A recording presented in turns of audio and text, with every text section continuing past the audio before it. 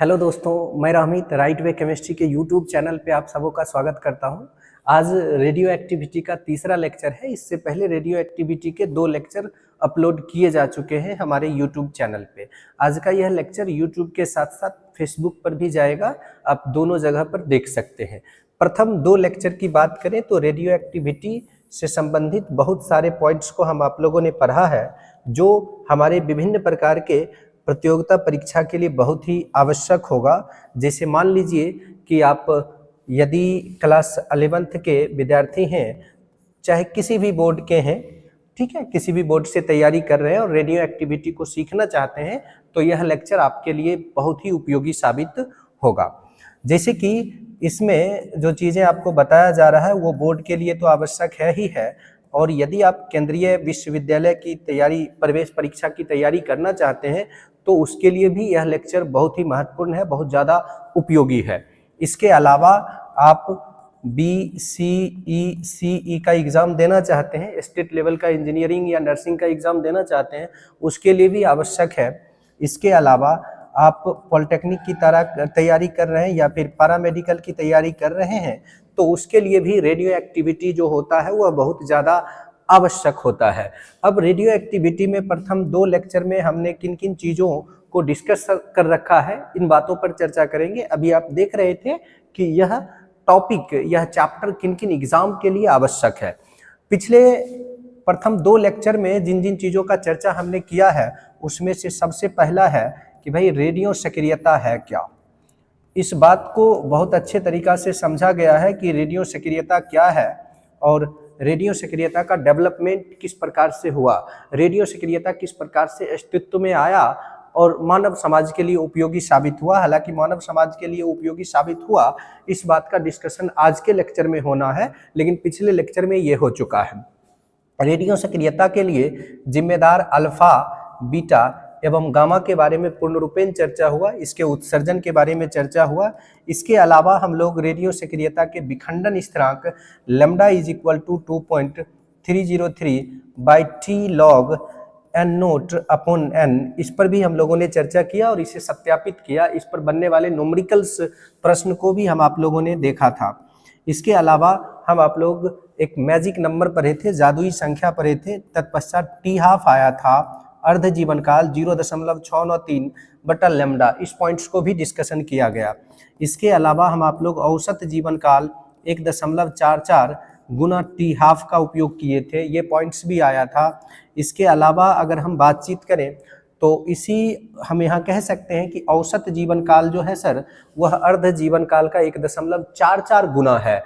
तत्पश्चात ये भी तो बोला जा सकता है अर्ध जीवन काल जो है वह औसत जीवन काल का 0.693 गुना है। यहाँ तक चर्चाएं हुई थी। इसके अलावा हम आप लोगों ने ये भी देखा था कि जैसे ये कोई एक रेडियो एक्टिव सब्सटेंस है, रेडियो एक्टिव एलिमेंट है, तो यह रेडियो एक्टिव एलिमेंट से जो अल्फा, बीटा, गामा निकल रहा है, ये अल्फा, बीटा और गामा किरण जो निकल रहा है, इसका उत्सर्जन कभी भी 100% जो है वो पॉसिबल नहीं है। इस बिंदु को भी हम आप लोगों ने डिस्कस किया था और तत्पश्चात इसके लिए एक श्रेणी बनाया जिससे एक फार्मूला आया था n/n note is equal to 1/2 पर पावर n, और ये जो 1/2 पर पावर n आता था, इस n को कहते थे अर्ध जीवन काल की संख्या, यानी टी हाफ की संख्या।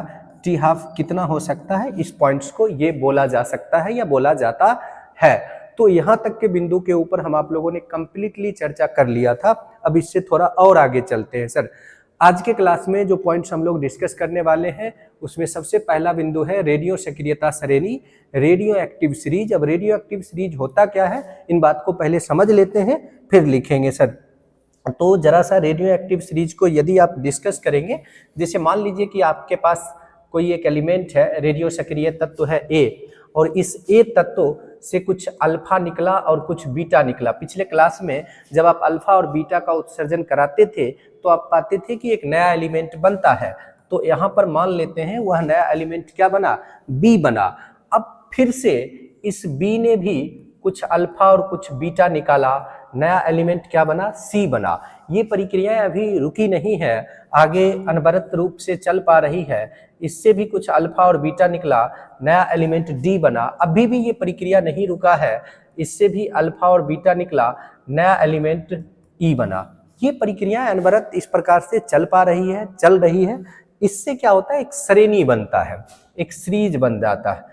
अब इससे जो एक श्रेणी बन रहा है, यहाँ से लेकर यहाँ तक पहुँचने में इसी श्रेणी को, इसी सीरीज को क्या कहते हैं सर? तो इस सीरीज को कहते हैं रेडियो सक्रिय श्रेणी। इसको हम आप लोग क्या कहेंगे? रेडियो सक्रिय श्रेणी कहेंगे या रेडियो सक्रियता श्रेणी कहेंगे।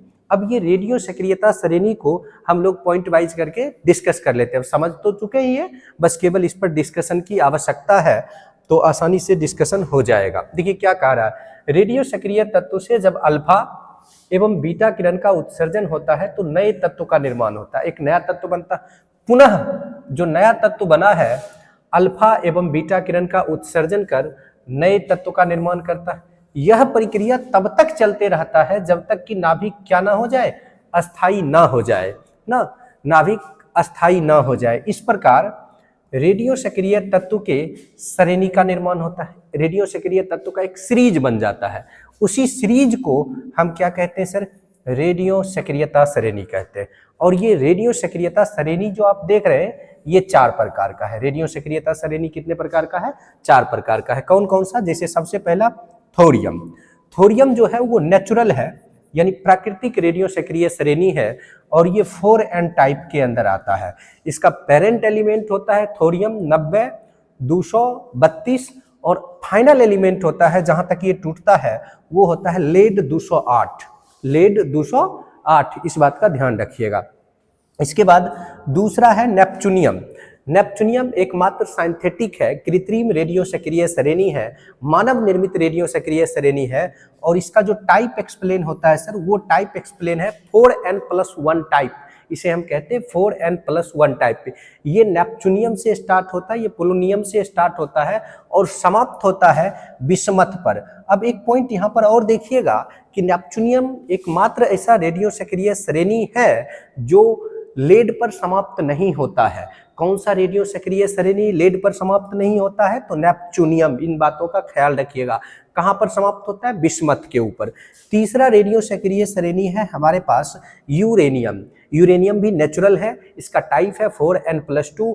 ये यूरेनियम 92 238 से विखंडित होकर पहुंचता है लेड 82 206 तक। उसके बाद चौथा और अंतिम है एक्टिवियम या एक्टिनियम, भी बहुत बार बोला जाता है इसको। तो एक्टिनियम अंतिम रेडियो सक्रिय श्रेणी है, इसका टाइप है 4n+3। यानी इस ऑर्डर में 4n+3 के ऑर्डर में अल्फा और बीटा का उत्सर्जन हुआ करता है। ये स्टार्ट होता है एक्टिनियम 89 231 या यूरेनियम 92 235 से लेकर समाप्त लेकिन कहाँ पर होता है भाई? लेड पर होता है। तो आपने क्या देखा, जितना भी रेडियो सक्रिय श्रेणी है वो सारा का सारा रेडियो सक्रिय श्रेणी समाप्त हो रहा है कहाँ पर? तो समाप्त हो रहा है सर लेड पर। कहाँ पर समाप्त हो रहा है? लेड पर। सिवाय किसके? तो सिवाय नेपचुनियम के। नेपचुनियम कहाँ पर समाप्त होता है? बिस्मथ के ऊपर समाप्त होता है। तो रेडियो सक्रियता श्रेणी से कुछ एक ऑब्जेक्टिव क्वेश्चंस पूछे जा सकते हैं, जैसे रेडियो सक्रियता श्रेणी कितने प्रकार का होता है? 4 प्रकार का होता है। कौन सा रेडियो सक्रिय श्रेणी कृत्रिम है? तो नेपचुनियम जो है वो कृत्रिम या मानव निर्मित रेडियो सक्रिय श्रेणी है। बाकी थोरियम, यूरेनियम और एक्टिवियम जो है वो प्राकृतिक रेडियो सक्रिय श्रेणी है। जैसे पूछ लेगा, बताइए 4n प्रकार रेडियो सक्रिय श्रेणी किस श्रेणी को दर्शाता है? थोरियम को। 4n+3 किसको दर्शाता है? एक्टिवियम को। कौन सा रेडियो सक्रिय श्रेणी लेड पर खत्म नहीं होता है? नेपचुनियम। तो ऐसे करके ऑब्जेक्टिव क्वेश्चंस पॉसिबल हैं, इनकी पॉसिबिलिटी बना हुआ रहेगा। अब चलिए थोड़ा सा आगे बढ़ते हैं और आगे के बिंदु को डिस्कस करते हैं। ये तो आपने समझने के लिए, रेडियो सक्रियता को समझने के लिए आपने देखा था कि ए से अल्फा बीटा निकला, बी बना, अल्फा बीटा निकला, सी बना, अल्फा बीटा निकला, डी बना, अल्फा बीटा निकला, ई बना। और ये प्रक्रिया तब तक चलते रहेगा जब तक कि न्यूक्लियस जो है, नाभिक जो है वो स्टेबल ना हो जाए, और इस प्रकार से एक श्रेणी बनेगा जिसे हम रेडियो सक्रिय श्रेणी कहेंगे। अब बारी है आज के क्लास में बेहतर पॉइंट्स के। ये पॉइंट्स आपके कॉन्सेप्ट को डेवलप करेगा और डायरेक्ट इसके क्वेश्चन सीयूटी में, बीसीईसी में, पॉलिटेक्निक में, पैरामेडिकल में, इन सब जगहों पर इसके क्वेश्चंस पूछे जाने की संभावना बनी हुई रहती है। सर रेडियो सक्रियता की इकाई, यूनिट्स ऑफ रेडियो एक्टिविटी। तो रेडियो सक्रियता का 3 इकाई है जो प्रचलन में है। भाई ये 3 इकाई कौन कौन सा है जो प्रचलन में है? कौन कौन सा प्रचलन में? सबसे पहला है सर बैक्वेरल। बैक्वेरल एसआई इकाई है, एसआई मात्रक है। हेनरी बैक्वेरल रेडियो सक्रियता का जनक, आपने पढ़ा भी। दूसरा है रदरफोर्ड और तीसरा है क्यूरी। रदरफोर्ड और क्यूरी की बात करें तो ये दोनों का दोनों क्या है? व्यवहारिक मात्रक है। यानी जो मात्रक व्यवहार में है, प्रचलन में है, उन सबको हम व्यवहारिक मात्रक कहेंगे। किसी दूसरे मात्रक के जगह पर इसका उपयोग किया जाता है।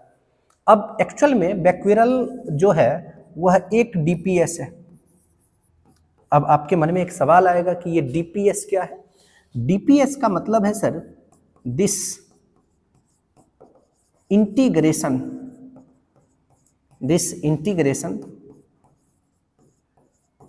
पर सेकेंड।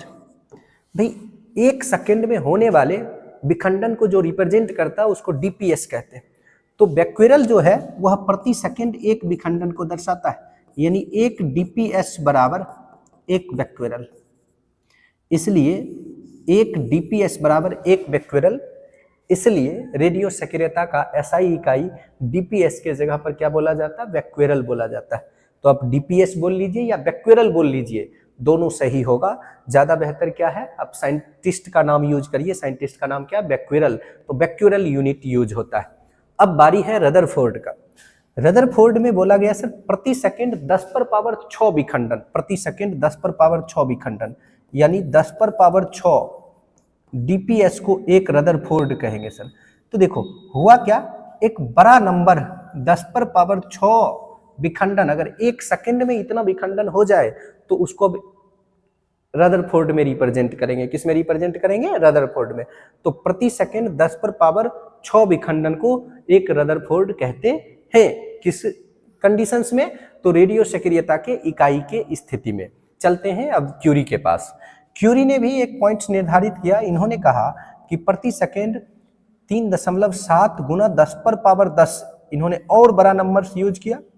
अगर 1 सेकंड में इतना विखंडन होगा तो इसको हम कहेंगे एक क्यूरीज।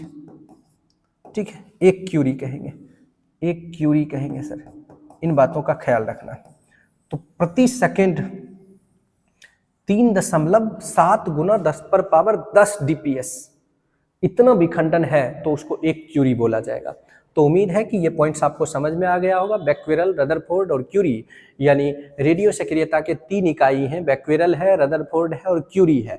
अब आपसे ये पूछा जाए कि बताइए सबसे छोटा इकाई इसमें कौन है? बैक्वेरल है। सबसे बड़ा इकाई कौन है? क्यूरी है। क्यों? क्योंकि देखिए 1 बैक्वेरल 1 डीपीएस को दर्शाता है, 1 बैक्वेरल 10⁻6 डीपीएस, ये 1 रदरफोर्ड 10⁻6 डीपीएस को दर्शाता है, और 1 क्यूरी जो है वो 3.7 गुना 10⁻10 डीपीएस को दर्शाता है। कहने का मतलब 1 बैक्वेरल सबसे छोटा है। अगर यहाँ पर हम बाय साइज देखें, नोट करके देखें, तो हमें पता चलेगा कि 1 बैक्वेरल से ज्यादा वैल्यू किसका है? 1 रदरफोर्ड का है, और 1 रदरफोर्ड से भी ज्यादा वैल्यू किसका है? 1 क्यूरी का है। क्लियर ना सर? तो ये पॉइंट्स ध्यान रखिएगा कि क्यूरी जो है वो रेडियो सक्रियता का बड़ा मात्रक है, और बैक्वेरल एसआई मात्रक तो है बट छोटा मात्रक है, छोटा इकाई है, बड़ा इकाई नहीं है सर। थोड़ा सा और आगे चलते हैं, अगला पॉइंट पर आते हैं, द्रव्यमान क्षति। ये द्रव्यमान क्षति क्या होता है? द्रव्यमान क्षति किसको कहते हैं भाई? द्रव्यमान क्षति होता क्या है, किस प्रकार से द्रव्यमान क्षति वर्क करता है, इन पॉइंट्स को जानना जो है वह बहुत ही आवश्यक हो जाता है। द्रव्यमान क्षति किसको कहते हैं? मान लीजिए, इमेजिनेशन करिए कि ये एक परमाणु है और इस परमाणु का ये नाभिक है। नाभिक में उपस्थित न्यूट्रॉन प्लस प्रोटॉन को क्या कहते हैं? तो नाभिक में उपस्थित न्यूट्रॉन प्लस प्रोटॉन को कहते हैं न्यूक्लियॉन। क्या कहते हैं सर? न्यूक्लियॉन। तो इस न्यूक्लियॉन के द्रव्यमान और इसके वास्तविक द्रव्यमान, के अंतर को, वास्तविक द्रव्यमान के अंतर को द्रव्यमान क्षति कहते हैं।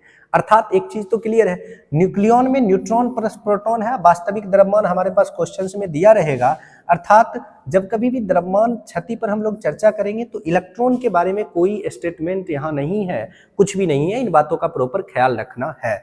अब थोड़ा सा हम आगे चलते हैं और आगे के पॉइंट्स को डिस्कस करके समझते हैं सर, डेफिनीशन के साथ इसको लिखते हैं। तो द्रव्यमान क्षति किसको कहेंगे सर? तो द्रव्यमान क्षति कहेंगे सर किसी परमाणु, चाहे कोई भी परमाणु है, किसी परमाणु के सैद्धांतिक द्रव्यमान,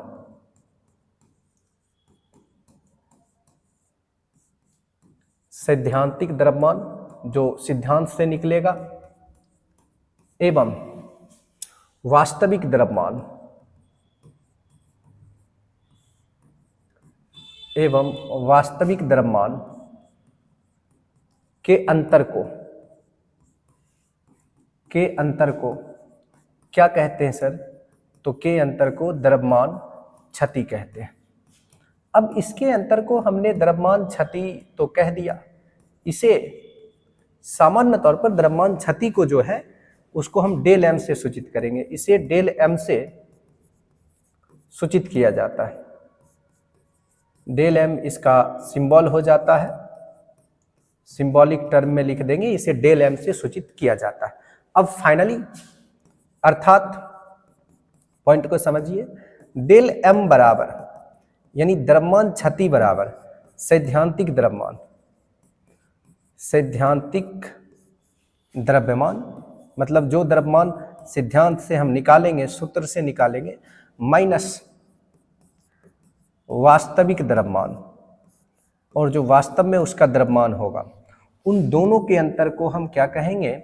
द्रव्यमान क्षति कहेंगे। अब थोड़ा सा पॉइंट्स को और हम डिस्कस करते हैं सर। वो डिस्कशन क्या? तो डेल एम बराबर, अब सैद्धांतिक द्रव्यमान ही न्यूक्लियॉन का द्रव्यमान कहलाता है। किसका द्रव्यमान कहलाता है सर? न्यूक्लियॉन, न्यूक्लियॉन का द्रव्यमान माइनस वास्तविक द्रव्यमान। अब न्यूक्लियॉन का द्रव्यमान माइनस वास्तविक द्रव्यमान, ये हमारा क्या कहलाएगा? तो ये हमारा कहलाएगा द्रव्यमान क्षति। इमेजिनेशन करिए कि इनमें किसका किसका उपयोग होगा। चूंकि न्यूक्लियॉन बनता है न्यूट्रॉन और प्रोटॉन के योगफल से, तो इसमें जो द्रव्यमान यूज होने वाला वो प्रोटॉन का 1.000815 यूज कर लेंगे, या बहुत बार आप ऐसा भी लिख सकते हैं डायरेक्टली, ये टर्म भी हम लोग यूज करते हैं। चलिए स्मॉलेस्ट टर्म यूज करते हैं, 1.007 यहाँ तक यूज करेंगे। न्यूट्रॉन का द्रव्यमान हम यूज करेंगे 1.008, ठीक है भाई, और इलेक्ट्रॉन का द्रव्यमान हम यूज करेंगे 1.00054। इसी कारण से इसका द्रव्यमान यूज करते ही नहीं है सर, सॉरी ये इलेक्ट्रॉन का द्रव्यमान होगा सर यहाँ पर, हाँ ये इलेक्ट्रॉन का द्रव्यमान होगा, तो इलेक्ट्रॉन का द्रव्यमान हम यूज करेंगे ही नहीं। क्यों? क्योंकि ये न्यूक्लियॉन का हिस्सा नहीं है। इलेक्ट्रॉन जो है वो न्यूक्लियॉन का हिस्सा नहीं है, वो सेल का हिस्सा है, ठीक है सर। तो वो सेल के अंदर है, सेल के अंदर है, और यहाँ पर न्यूक्लियॉन का द्रव्यमान बोला जा रहा है, तो इलेक्ट्रॉन का द्रव्यमान कभी भी शामिल नहीं करना। अब एक्चुअल में इसके ऊपर कैसे काम होगा और किस प्रकार से वर्क करेगा, इमेजिनेशन करिए। मान लीजिए कि हमारे पास एक क्वेश्चन है, वो क्वेश्चन क्या है सर? वो क्वेश्चन है हीलियम 2.4, और इस हीलियम 2.4 का जो द्रव्यमान दिया हुआ है ना, वास्तविक द्रव्यमान, एक पॉइंट मैं यहाँ पर और करूँ सर, एक पॉइंट मैं और यहाँ पर करता हूँ फॉर्मूला के एवज में, इसके फार्मूला के लिए, कि डेल एम सैद्धांतिक द्रव्यमान को हम एम मान लेते हैं और वास्तविक द्रव्यमान को ए मान लेते हैं। इससे होगा क्या, बार बार लिखना नहीं पड़ेगा सर। तो मान लीजिए इसका जो वास्तविक द्रव्यमान दिया हुआ है वह द्रव्यमान है 4.005 ऐसा दे दिया, और कहता है कि इस हीलियम का ना द्रव्यमान क्षति निकालिए। इस हीलियम का द्रव्यमान क्षति क्या होगा? तो इस हीलियम का द्रव्यमान क्षति डेल एम निकालने के लिए हमारे पास एम का तो जानकारी होना चाहिए। जब तक भाई एम का जानकारी नहीं होगा तब तक हम डेल एम निकाल ही नहीं सकते। तो पहले हम क्या करेंगे, एम निकालेंगे। एम के लिए हम क्या करेंगे सर? नंबर ऑफ न्यूट्रॉन ना, न्यूट्रॉन। अब देखिए इसके अंदर कितना न्यूट्रॉन है भाई, इसके अंदर यहाँ पर प्रोटॉन 2 है, न्यूट्रॉन 4 में से 2 गया 2, तो 2 न्यूट्रॉन प्लस 2 प्रोटॉन, ये हमको करना होगा। अब हम क्या करेंगे, m इज इक्वल टू 2 गुना 1.008 प्लस 2 गुना 1.007। भाई जो भी दिया है उसको हमें प्रॉपरली करना ही होगा, दूसरा कोई विकल्प है नहीं हमारे पास। तो अब 8 दूना कितना हो गया, 16 जीरो भाई 2.016 प्लस 2.014। अब इसको हम ऐड करते हैं सर, जैसे जोड़ लेंगे 6 4 10 3 0 4, तो 4 दशमलव इसका जो सैद्धांतिक द्रव्यमान है वह सैद्धांतिक द्रव्यमान कितना आ गया, 4.030 आ चुका है। अब 4.030 आ चुका है, वास्तविक द्रव्यमान प्रश्न में दिया हुआ है। तो अब हम क्या करेंगे सर, सूत्र लगाएंगे और क्या करेंगे, तो भाई मेरे डेल m बराबर m माइनस a, इसलिए डेल m बराबर 4.030 माइनस 4.005, जो भी आएगा वो आपका द्रव्यमान क्षति होगा। तो कितना होगा आपका द्रव्यमान क्षति, 0.025 AMU, ये आपका कहलाएगा द्रव्यमान क्षति। तो उम्मीद है कि आपको द्रव्यमान क्षति निकालने के लिए आ गया होगा, क्योंकि जब तक द्रव्यमान क्षति नहीं आएगा तब तक न्यूक्लियर बॉन्डिंग एनर्जी, नाभिक को बांधने के लिए कितना ऊर्जा चाहिए, इस बात का जानकारी हमें नहीं पता चल पाएगा। नाभिक मतलब जैसे मान लीजिए कि ये परमाणु था, इसका नाभिक न्यूट्रॉन प्लस प्रोटॉन था, तो इसको बांधने के लिए जो ऊर्जा चाहिए उसको न्यूक्लियर बॉन्डिंग एनर्जी कहेंगे। और इसी का कैलकुलेशन हमें सीखना है, किसके जरिए, द्रव्यमान क्षति के जरिए। तो चलिए सर, द्रव्यमान क्षति आपको समझ में आ चुका होगा, द्रव्यमान क्षति या मास डिफेक्ट इसी को आप बोल रहे थे। अब थोड़ा सा आगे बढ़ते आते हैं नाभिकीय बंधन ऊर्जा, न्यूक्लियर बॉन्डिंग एनर्जी की तरफ। भाई मेरे न्यूक्लियर बॉन्डिंग एनर्जी होता क्या है, नाभिकीय बंधन ऊर्जा किसको कहते हैं, नाभिकीय बंधन ऊर्जा किन बिंदु को कहेंगे, इन बातों को समझना बहुत आवश्यक है। देखो सर, नाभिकीय बंधन ऊर्जा होगा क्या, नाभिकीय बंधन ऊर्जा होगा क्या, किसी परमाणु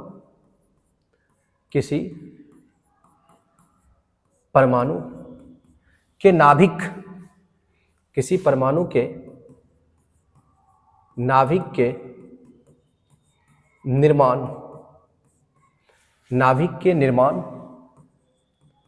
के लिए आवश्यक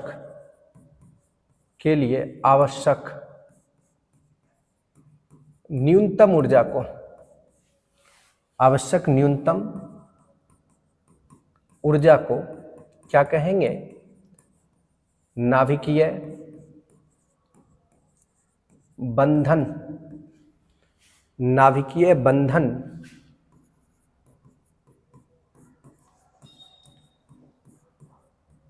ऊर्जा कहते हैं। इसे संक्षेप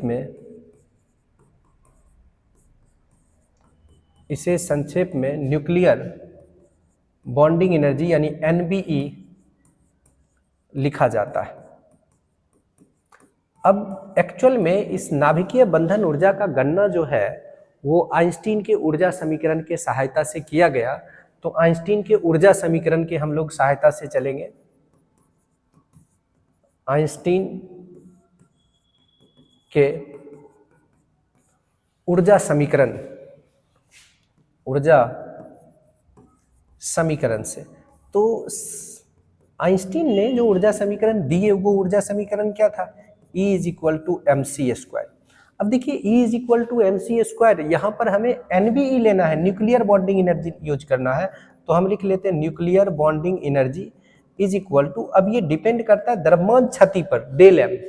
तो m के जगह अब हम क्या यूज करेंगे, डेल m इंटू c²। ये हमारा कहलाएगा न्यूक्लियर बॉन्डिंग एनर्जी।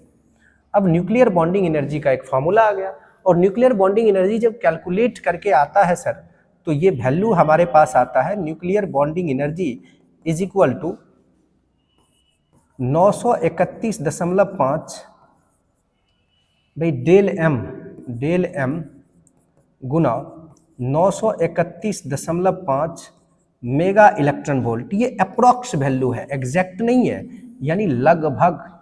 ये क्या है, अप्रॉक्स।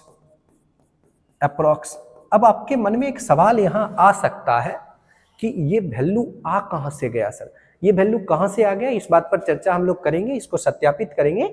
लेकिन इससे पहले एक पॉइंट हम समझते हैं। जैसे मान लीजिए कि हमने एक क्वेश्चन लिखा कि हीलियम 2 4 का द्रव्यमान क्षति 0.02 AMU है तो उसका नाभिकीय बंधन ऊर्जा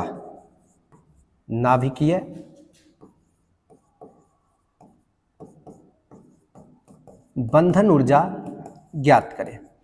भाई उसका नाभिकीय बंधन ऊर्जा क्या होगा? तो बहुत सिंपल सी बात है सर कि इसका न्यूक्लियर बॉन्डिंग एनर्जी जो हमें कैलकुलेट करना है वो कैसे कैलकुलेट करना है? थ्रू द्रव्यमान क्षति। अब द्रव्यमान क्षति का वैल्यू दिया है डेल एम का वैल्यू 0.002 AMU, और यहां पर निकालने के लिए कहता है न्यूक्लियर बॉन्डिंग एनर्जी। तो हम सीधे तौर पर सूत्र लगाएंगे। क्या सूत्र लगाएंगे सर? कि चूंकि nuclear bonding energy is equal to del m गुना 931.5 मेगा इलेक्ट्रॉन वोल्ट। अब देख लीजिए 0.002 गुना 931.5 मेगा इलेक्ट्रॉन वोल्ट। अब इसको सॉल्व करिए और आंसर तक पहुंच जाइए। ऐसे करके न्यूक्लियर बॉन्डिंग एनर्जी निकाल सकते। अब इस प्रश्न में और क्या चीजें एक्स्ट्रा ऐड हो सकता था? डायरेक्ट ये भी दे सकता था कि वास्तविक द्रव्यमान देता, हीलियम 24 दे देता, हमें द्रव्यमान क्षति निकालना पड़ता, जैसे कि हमने इस प्रश्न में यहाँ पर कैलकुलेट किया था। तो एक एक बिंदु का प्रॉपर रूप से उपयोग करके आपको आगे बढ़ते रहना होगा। उम्मीद है कि चीजें आपको समझ में आ रहा होगा। अब हम चलते हैं एक्चुअल में इस बात को डिस्कस करने के लिए कि न्यूक्लियर बॉन्डिंग एनर्जी का वैल्यू 931.5 मेगा इलेक्ट्रॉन वोल्ट आया कहां से। तो इन बातों का सत्यापन देखते हैं हम लोग। तो इन बातों के सत्यापन के लिए पहले इसे डिस्कस तो कर लिया जाए सर। तो हम यहां पर करते हैं सर क्या भाई, एक AMU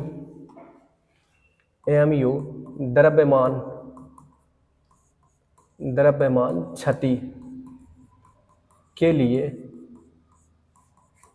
NBE का निर्धारण कैसे करेंगे सर? जरा देखते हैं। हम इसका निर्धारण करने वाले, इसका डिटर्मिनेशन करने वाले। तो इसके लिए हम क्या करेंगे सर कि हम लेते हैं द्रव्यमान क्षति 1 AMU, डेल एम बराबर 1 AMU। अच्छा, 1 AMU का वैल्यू 1.66 गुना 10 पर पावर -27 ग्राम, पता है ना सर? बिल्कुल -27, हाँ ठीक है भाई, -27 किलोग्राम, नहीं ग्राम कर लीजिए, ठीक है। अब इसको हमें एक्चुअल में ले जाना है किलोग्राम में, तो इसको हम लिख सकते हैं 1.66 गुना 10 पर पावर -24 किलोग्राम। क्लियर है? अब ग्राम को किलोग्राम, सॉरी सर यहाँ भाई मिस्टेक है, बहुत बड़ा बवंडर हो गया। अरे भाई मेरे, क्यों हुआ ऐसा? नहीं होना चाहिए। ठीक है, ये है 10 पर पावर -24 ग्राम। अब इसको किलोग्राम में बदलेंगे तो 1.66 गुना 10 पर पावर -27 किलोग्राम। क्योंकि आपको पता है कि ग्राम को अगर किलोग्राम में बदलना चाहते हैं तो 1000 से डिवाइड कर लीजिए। ठीक है, अब थोड़ा सा चलते हैं, आते हैं कहाँ पर? सी का मतलब निर्वात में प्रकाश की चाल, निर्वात में प्रकाश की चाल। जिन जिन चीज़ों की आवश्यकता हमें पड़ने वाला है उसे हम पहले लिख लेते हैं। तो ये वैल्यू है 3 गुना 10 पर पावर 8 मीटर प्रति सेकेंड। अब फाइनली इन वैल्यू को यदि हम डिस्कस करें तो चूंकि nuclear bonding energy is equal to del m गुना सी स्क्वायर। अब सभी वैल्यू को हम रख लेते हैं, तो nuclear bonding energy is equal to del m का वैल्यू कितना है? 1.66 गुना 10 पर पावर -27 किलोग्राम। किलोग्राम में हम कन्वर्ट कर चुके हैं। और सी का वैल्यू है सर कितना? तो 3 गुना 10 पर पावर 8 का होल स्क्वायर है, तो होल स्क्वायर हम कर देंगे। फाइनली देखिए, न्यूक्लियर बॉन्डिंग एनर्जी को अगर हम सॉल्व करें तो 1.66 गुना 10 पर पावर -27 गुना भाई 3 का स्क्वायर 9 और 8 गुना 10 पर पावर कितना हो गया? 16। भाई मेरे, इसे और आप आगे ले जाइए। Nuclear bonding energy is equal to 1.66 गुना 9 ना गुना 10 पर पावर माइनस अरे यार एक पॉइंट और यहाँ है, 24 लिखा गया, 27 लिखना है हमें। -27 और +16 माइनस कितना? 11। अब इसको इससे मल्टीप्लाई करो sir, nuclear bonding energy is equal to, भाई ये हो जाएगा 54, ये हो जाएगा 54 5, ठीक है 59 और 9 5 14, ठीक है, इतना गुना 10 पर पावर -11।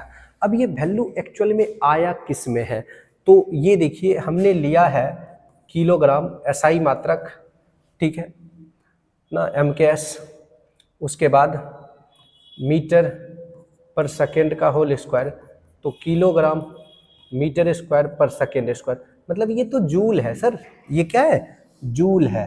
तो ये हमारा ऊर्जा किस में आ गया, जूल में आ गया। अब इस जूल को हम कन्वर्ट करना चाहते हैं इलेक्ट्रॉन वोल्ट में, किस में कन्वर्ट करना चाहते हैं, इलेक्ट्रॉन वोल्ट में। क्यों कन्वर्ट करना चाहते हैं सर, तो यहाँ पर देखो यहाँ इलेक्ट्रॉन वोल्ट लगा हुआ है, तो इस इलेक्ट्रॉन वोल्ट में जूल को कैसे कन्वर्ट करेंगे, इन बिंदु को समझिए।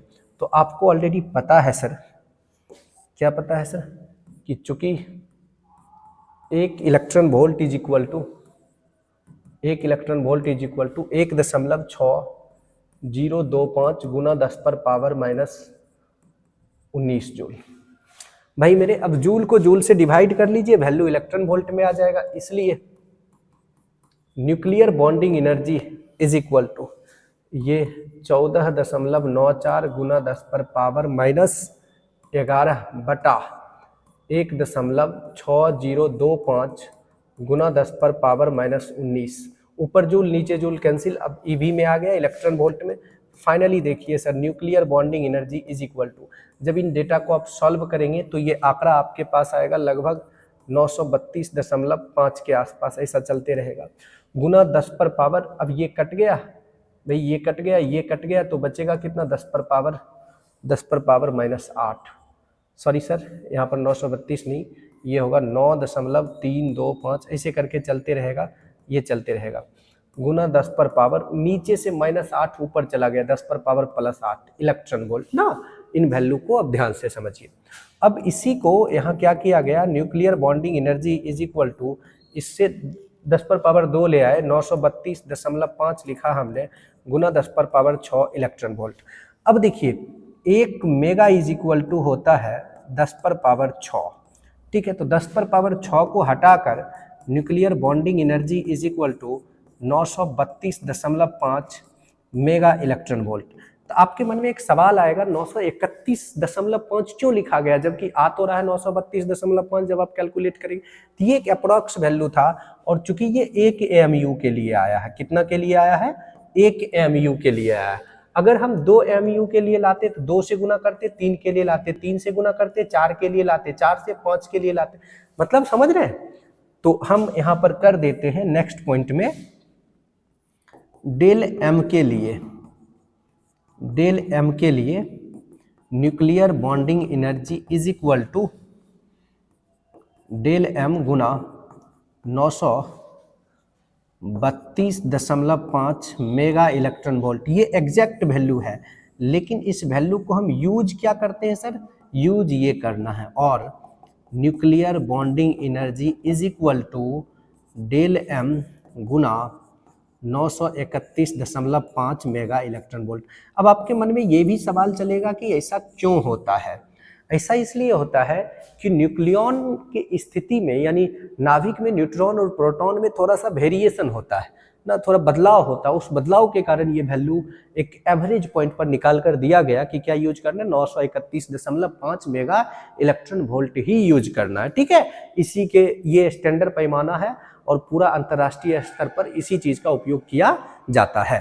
तो उम्मीद है कि अब आपको दिक्कत नहीं होगा कि ये वैल्यू आया कहाँ से, तो ये वैल्यू यहाँ से आया, इस प्रकार से इसको सत्यापित करते हैं, इसका सत्यापन आप कर चुके हैं। चलिए थोड़ा सा और आगे बढ़ते हैं, आगे के पॉइंट्स पर चलते हैं। अगला टॉपिक है हमारे पास संकुलन गुणांक। भाई मेरे संकुलन गुणांक किसे कहते हैं, संकुलन गुणांक क्या होता है, क्या है संकुलन गुणांक, किस चिड़िया का नाम है संकुलन गुणांक। तो संकुलन गुणांक किसे कहते हैं वो देखिए, द्रव्यमान क्षति,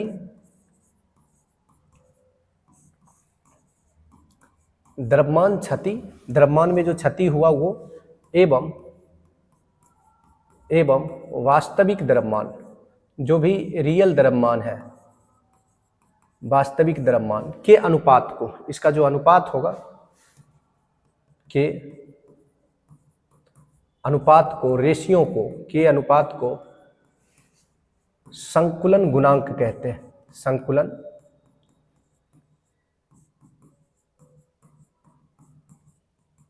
गुणांक कहते हैं। इसे संक्षेप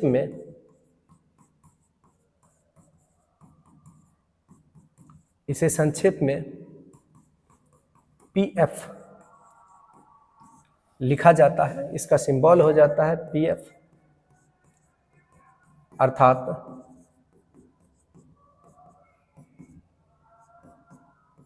पीएफ इज इक्वल टू, अब वैल्यू ऑफ पीएफ को यदि हम डिस्कस करें, पीएफ को समझें, तो द्रव्यमान क्षति डेल एम और वास्तविक द्रव्यमान को हम मान रहे हैं ए।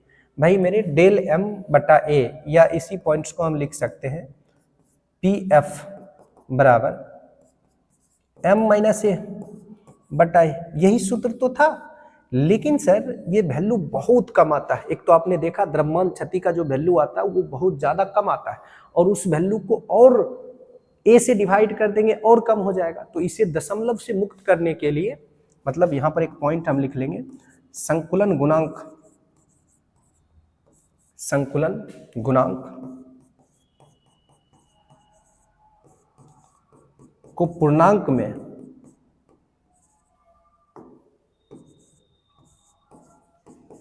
में व्यक्त करने के लिए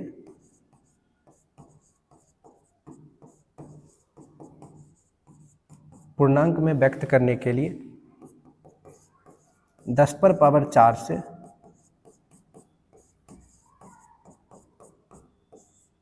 गुना करेंगे।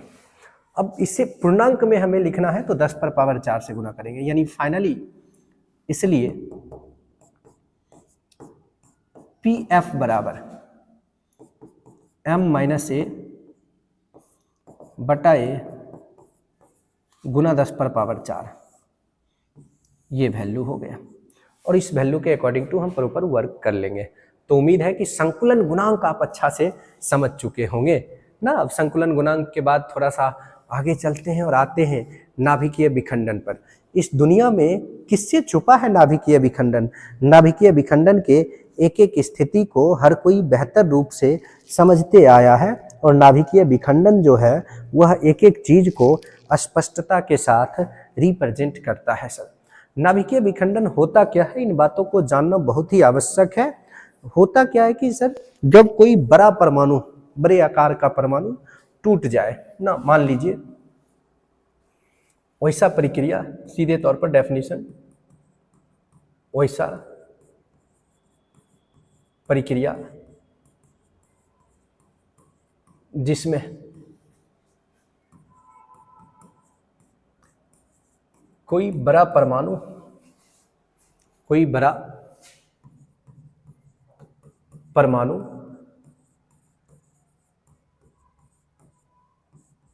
विखंडित होकर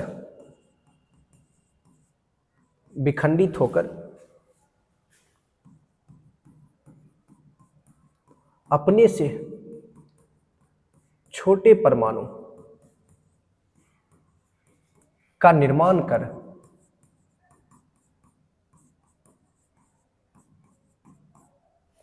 ऊर्जा मुक्त करता है, का निर्माण कर ऊर्जा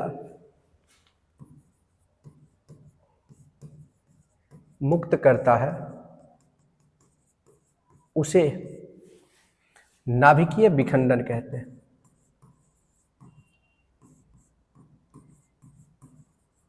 उसे नाभिकीय विखंडन कहते हैं। उसको हम लोग कहेंगे नाभिकीय विखंडन, न्यूक्लियर फ्यूजन। बहुत सिंपल सी बात है सर कि जैसे मान लीजिए कि ये एक बड़ा परमाणु और इसका विखंडन हुआ,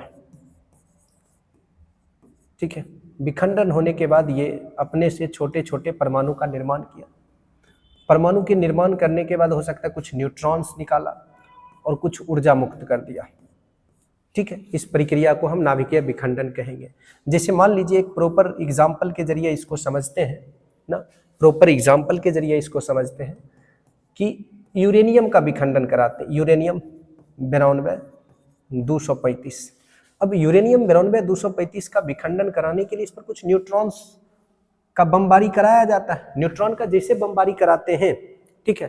तो न्यूट्रॉन के बमबारी के बाद ये बनाता है, मान लेते हैं बेरिलियम, ये बेरियम आपने पढ़ा है ना, बेरियम, बेटा मांगे कार स्कूटर बाप राजी, ये वही वाला है बेरियम, ठीक है। और इसके अलावा एक अक्रिय गैस क्रिप्टन बनाता है। इसके अलावा कुछ एक न्यूट्रॉन्स भी रिलीज करता है और कुछ ऊर्जा भी देता है सर डेली, ठीक है भाई मेरे। कितना ऊर्जा देता है ये सब बाद की बात है, लेकिन अब देखते हैं जरा पॉइंट्स को, इसको बैलेंस्ड करने का प्रयास करते हैं। तो ये जो है इसका एटॉमिक नंबर 56 होता है, एटॉमिक मास ये बना रहा है 141। इसका एटॉमिक नंबर 36 होता है, ये एटॉमिक मास बना रहा है 89। तो भाई मेरे ऐड कर लो पहले, फिर न्यूट्रॉन पता चल जाएगा। ये दोनों जोड़ने पर ये एटॉमिक नंबर कंप्लीट होना चाहिए, 6 6 12, भाई कंप्लीट हो रहा है 80 12 92। उधर देख लीजिए, उधर हो गया 141 89, ऐड कर लो सर 0 13, भाई 235, 235 में से 230 चला गया। इसका मतलब क्या गो न्यूट्रॉन जा रहा है, 5 गो। एक्चुअल में यहाँ पर 5 न्यूट्रॉन होगा नहीं, क्या होगा, एक्चुअल में कुछ न्यूट्रॉन इधर बमबारी कराया गया होगा तब विघटन हुआ होगा। हम डायरेक्ट इसको इस वे में लिख रहे हैं, तो कुछ ऊर्जा निकल रहा है।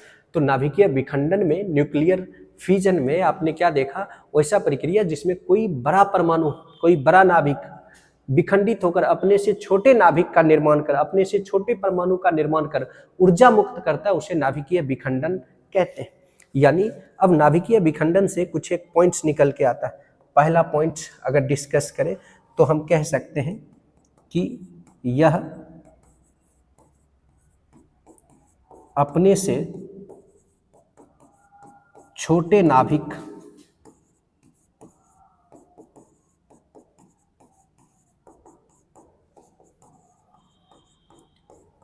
का निर्माण करता है भाई।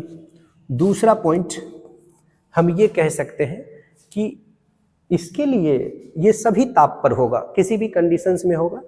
तो यह प्रक्रिया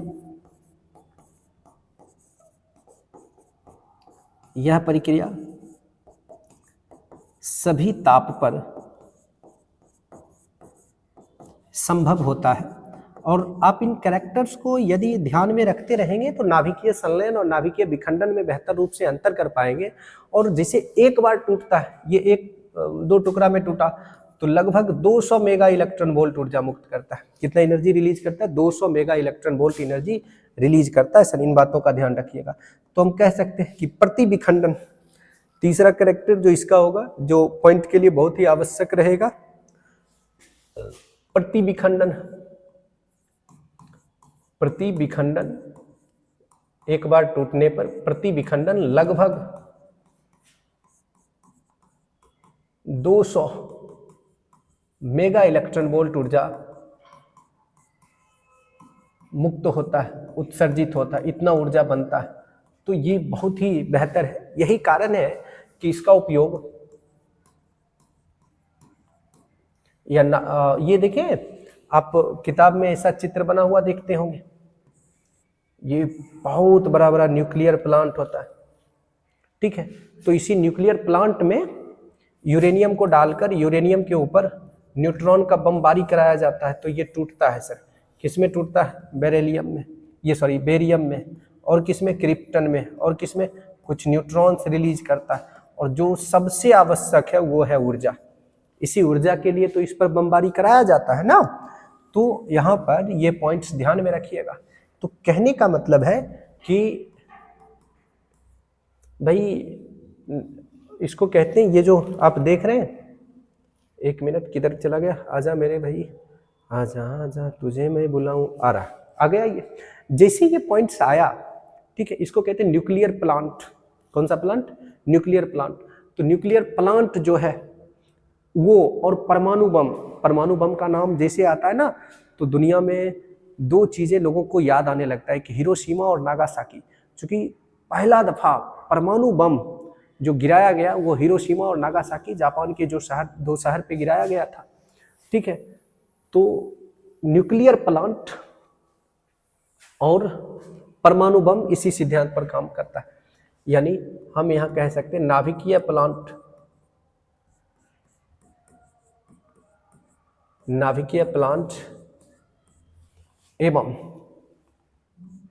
एवं परमाणु बम एवं परमाणु बम नाभिकीय विखंडन के सिद्धांत पर नाभिकीय विखंडन के सिद्धांत पर कार्य करता है सर, इसी पर वर्क करता है, कार्य करता है। ये बातें स्पष्टता के साथ मस्तिष्क में फिट रहना चाहिए। तो उम्मीद है कि नाभिकीय संलयन और नाभिकीय विखंडन वाली बातें आपको समझ में आ गया होगा। और भी बहुत सारी बातें हैं, ठीक है, इतना पर्याप्त है आपके लिए। अब आते हैं सीधे तौर पर हम लोग कहाँ पर, नाभिकीय संलयन के ऊपर। नाभिकीय संलयन में क्या होता है सर? भाई नाभिकीय संलयन में क्या होता है?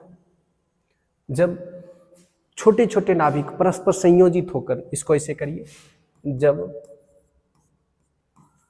छोटे छोटे, ओ मेरे छोटे छोटे गोपाल, जब छोटे छोटे नाभिक परस्पर संयोजित होकर, परस्पर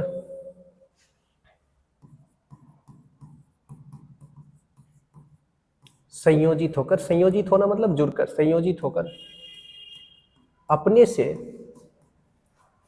से बड़े नाभिक का निर्माण कर ऊर्जा मुक्त करता है।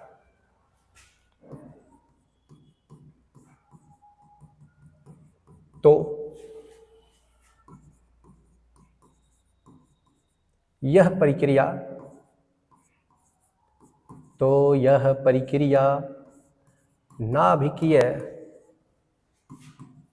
नाभिकीय संलयन कहलाता है। इस प्रक्रिया को हम नाभिकीय संलयन कहेंगे सर। अब इसमें क्या कहता है कि जैसे मान लो कि भाई ये छोटा छोटा है, ये जुट गया और जुटकर बड़ा नाभिक बनाया और कुछ एक एनर्जी रिलीज कर दिया, क्लियर ना?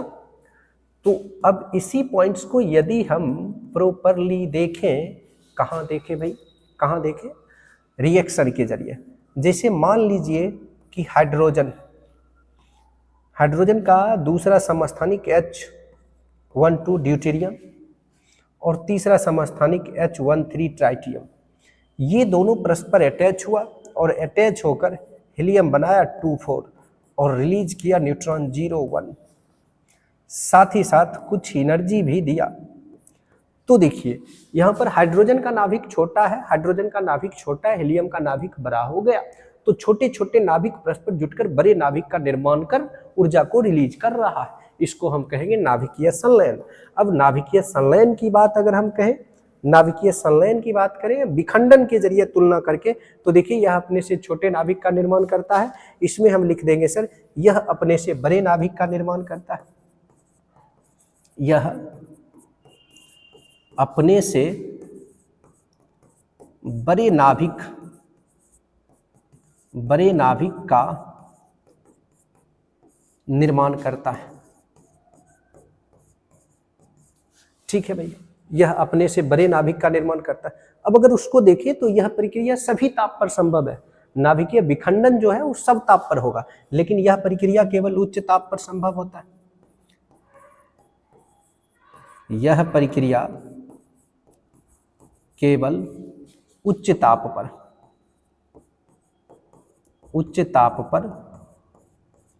संभव होता है, यानी सभी ताप पर इस प्रोसेस को हम नहीं कर सकते। तीसरा पॉइंट की बात करें, तीसरा पॉइंट अगर उसमें आप आ जाओ सर, तो यहाँ पर बोला जा रहा है प्रति विखंडन लगभग 200 मेगा इलेक्ट्रॉन वोल्ट, इसमें लगभग 24 मेगा इलेक्ट्रॉन वोल्ट होता है। तो यहाँ लिख सकते हैं प्रति न्यूक्लियॉन लगभग 24 मेगा इलेक्ट्रॉन वोल्ट ऊर्जा उत्सर्जित होता है भाई, मुक्त होता है। ऊर्जा जो है उत्सर्जित हुआ करता है। अब उसमें देखिए नाभिकीय प्लांट एवं परमाणु बम नाभिकीय विखंडन के सिद्धांत पर कार्य करता है, और इस पर अगर मूल रूप से हम बात करें तो जितने सूर्य हैं, तारे हैं, हाइड्रोजन बम है, वो सब नाभिकीय संलयन के सिद्धांत पर कार्य किया करता है सर। तो अब थोड़ा सा इस पॉइंट्स को चलते हैं हम लोग अगला पॉइंट्स में, यानी सूर्य एवं हाइड्रोजन बम एवं हाइड्रोजन बम नाभिकीय संलयन के सिद्धांत पर क्या करता है, कार्य करता है सर। तो करने दीजिए ना, लेकिन आपको ध्यान रखना होगा क्योंकि कंपटीशंस में क्वेश्चन पूछे जाते हैं। इसे नियंत्रित नहीं किया जा सकता है, इसे नियंत्रित नहीं किया जा सकता है, नियंत्रित नहीं किया भाई किया जा सकता है। अगर एक बार चालू हो गया तो अंत होकर ही दम लेगा। लेकिन अगर हम बात करें नाभिकीय विखंडन का, ये जो नाभिकीय प्लांट देख रहे हैं इसको नाभिकीय रिएक्टर के नाम से भी जाना जाता है। इसी को हम क्या कहेंगे, नाभिकीय रिएक्टर। लेकिन अगर इसका बात किया जाए नाभिकीय रिएक्टर के अंदर, तो इसे संतुलित किया जा सकता है या नियंत्रित किया जा सकता है। इसे नियंत्रित किया जा सकता है भाई, कर सकते, बिल्कुल कर सकते। तो इसका नियंत्रण जो है वो पॉसिबल है मेरे भाई। समझ में आ गई बातें? बिल्कुल सर। तो नाभिकीय संलयन और नाभिकीय विखंडन ध्यान रखिएगा, ठीक है। अब चलिए सीधे तौर पर हम लोग चलते हैं कुछ एक प्रश्न के ऊपर, और प्रश्न बना कर देखते हैं ऑब्जेक्टिव प्रश्न। ये ऑब्जेक्टिव प्रश्न आपके लिए बहुत बेहतर होगा और बेहतर तरीका से चीजें आपके सामने ला कर दे देगा ना भाई। चलिए तो ध्यान से हम लोग इस पर काम कर लेते हैं ताकि किसी भी प्रकार का कोई दिक्कत ना हो मेरे भाई, और आसानी से इन चीज़ों को समझा जा सकता है। तो इन सब चीज़ों को समझने के लिए हमें बेहतर रूप से काम करना होगा ना। चलिए सर, चलिए सबसे पहला क्वेश्चन क्या है? सबसे पहला क्वेश्चन है दोस्त मेरे भाई, पहला क्वेश्चन है एक एमयू द्रव्यमान में समतुल्य ऊर्जा बराबर होता है। तो आपने देखा एक एमयू द्रव्यमान के समतुल्य ऊर्जा जो था न्यूक्लियर बॉन्डिंग एनर्जी में NBE बराबर वो था 931.5 गुना डेल एम ना। ये तो ऐसा कोई ऑप्शन है क्या? 931 या 931 मेगा इलेक्ट्रॉन वोल्ट, जो नियरेस्ट है वो ऑप्शन सही कर देंगे। दूसरा देखिए, निम्न में कौन रेडियो सक्रियता का मात्रक है? किलोग्राम नहीं है, मोल नहीं है, क्यूरी, हाँ क्यूरी है। तीसरा ऑप्शन है निम्न में कौन रेडियो सक्रियता का मात्रक है? क्यूरी, रदरफोर्ड, बैकवेलर, भाई ऑल ऑफ दीज, सभी का सभी है। चौथा देखिए, परमाणु रिएक्टर में ग्रेफाइट का प्रयोग किस रूप में किया जाता है? परमाणु रिएक्टर में ग्रेफाइट का प्रयोग जो है वो मंदक के रूप में करते हैं, यानी स्लो कर देता है रिएक्टर के अंदर, ठीक है, क्योंकि बहुत तेज रिएक्शंस हो रहे होते हैं। समस्थानिक में भिन्न होता है। भाई समस्थानिक में क्या भिन्न होता है? भाई समस्थानिक किसको कहते हैं? तो आपने पढ़ रखा है, दो या दो से अधिक वैसा तत्व जिसका परमाणु संख्या समान हो और परमाणु द्रव्यमान संख्या भिन्न हो। तो परमाणु द्रव्यमान संख्या भिन्न होता है किसके वजह से? न्यूट्रॉन के वजह से। समस्थानिक में न्यूट्रॉन भिन्न होता है। सबसे शक्तिशाली रेडियो सक्रिय तत्व रेडियम, बहुत ही हाईली रेडियो एक्टिव एलिमेंट है। निम्न में कौन लेड पर खत्म नहीं होता? देखिए लेड पर खत्म नहीं होता था नेपच्यूनियम, 4n+1, तो 4n+1 ना। परमाणु रिएक्टर में कैडमियम के क्षार का प्रयोग किस रूप में किया जाता है? नियंत्रक के रूप में किया जाता है, नियंत्रित करने में किया जाता है, ठीक है भाई। चलिए देखते, सैद्धांतिक द्रव्यमान एवं वास्तविक द्रव्यमान के अंतर को क्या कहते हैं? द्रव्यमान क्षति कहते हैं। विखंडन स्थिरांक का मात्रक क्या है? भाई मेरे विखंडन स्थिरांक, ये जो लैम्डा था, ये जो लैम्डा हुआ करता था क्या, 2.303/T log n0/n। तो देखिए ये यूनिट फ्री है, ये यूनिट फ्री है, तो यूनिट के लिए 1/T मतलब टाइम इनवर्स। अब टाइम इनवर्स क्या है? प्रति सेकेंड। क्लियर। हाइड्रोजन बम किस सिद्धांत पर कार्य करता है? नाभिकीय संलयन के सिद्धांत पर कार्य करता है। किसी रेडियो सक्रिय पदार्थ का अर्ध जीवन काल उसके प्रारंभिक मात्रा के भाई अर्ध जीवन काल टी हाफ जो था वो 0.6993 ये लेमडा है। तो कहीं पर तो अर्ध प्रारंभिक मात्रा आया ही नहीं, के समानुपाती बिल्कुल नहीं, व्युत्क्रमानुपाती आया ही नहीं, तो पर निर्भर नहीं करता। हाँ ये बात सही है, निर्भर ही नहीं करता सर उस पर। चलिए थोड़ा और आगे चलते।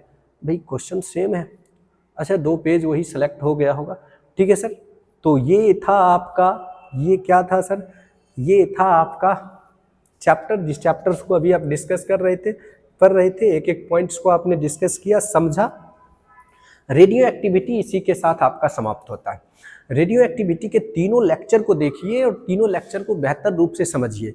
हम इस तीनों लेक्चर को एक जगह एकत्रित कर देंगे ताकि आपको किसी भी प्रकार का कोई दिक्कत ना हो। और साथ ही साथ इसका, इस चैप्टर का जो पीडीएफ है वो पीडीएफ हम टेलीग्राम पर डाल देंगे भाई। कहाँ पर? टेलीग्राम पर डाल देंगे। तो टेलीग्राम पर अभी से 1 आध घंटा के बाद आपको पीडीएफ मिल जाएगा। और टेलीग्राम के लिए आपको कहाँ जाना होगा? तो राइट वे केमिस्ट्री के टेलीग्राम पर जाइए, ऐसा ही लोगो दिखेगा, वहाँ पे और भी बहुत सारे टर्म्स है, पीडीएफ मिल जाएगा। क्वेश्चन सेट जरूर बना लीजिएगा, क्वेश्चन सेट बना लीजिएगा, कई सारे सेट्स अवेलेबल होंगे और सेट में जो डाउट होगा उसको आप पूछ लीजिएगा निश्चित रूप से मेरे भाई क्लास में। ठीक है। तो यहाँ तक का बातें क्लियर हो चुका है। रेडियो सक्रियता समाप्त। तो रेडियो सक्रियता के समाप्त होने के बाद हम लोग फिर अगले क्लास में अगले चैप्टर के साथ आएंगे। और निश्चित रूप से यदि आप सीयूटी की तैयारी कर रहे हैं, बोर्ड एग्जाम की तैयारी कर रहे हैं, पॉलिटेक्निक की तैयारी कर रहे हैं, पैरामेडिकल की तैयारी कर रहे हैं, बीसीसी की तैयारी कर रहे हैं, तो ये एक बेहतरीन प्लेटफॉर्म है जहां पर ये सब चीज़ें आपको मिल सकता है आसानी से और बेहतर रूप से। तो सारे के सारे कंटेंट आपको मिलने वाले हैं, objective question, subjective question, properly तरीका से। तो जुड़ जाइए हमारे राइट वे केमिस्ट्री के यूट्यूब चैनल से और अपने साथियों को भी जोड़िए ताकि ज़्यादा से ज़्यादा बच्चों तक लाभ पहुंच सके। बहुत बहुत धन्यवाद।